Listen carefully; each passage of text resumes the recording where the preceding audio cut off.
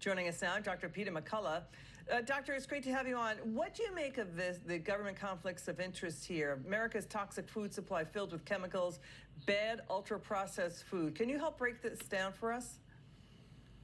You know, the Senate hearing chamber was filled with RFK supporters, and they wanted to hear about these issues. And you see, he was attacked by the left, the senators on the left, who were really trying to create their own soundbite in order to satisfy their lobbyists, including big food and big pharma. So there's a tremendous opportunity to improve the health of the U.S. food supply.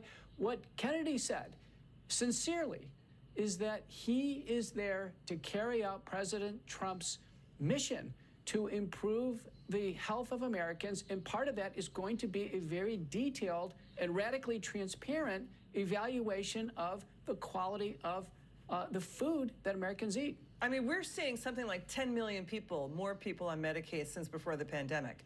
RFK Jr., he also blew the lid off the government, keeping the U.S. food supply sick, keeping people on welfare, keeping them on Medicaid longer and longer, causing costs all around to go up and up.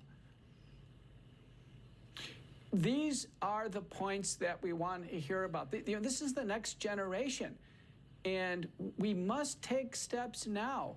Nationwide programs to reduce the rates of overweight and obesity, diabetes, these chronic diseases. We need an all-hands-on-deck approach to this dramatic rise in autism in children. 1 in 10,000 when you and I were children. Now it's 1 in 36. The CDC says it's our biggest problem in childhood, and the official word is the cause is unknown. Well, it's time in the next few years to find that cause.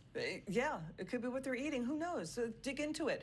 What did you hear Biden's HHS Secretary Javier Becerra do about any of this?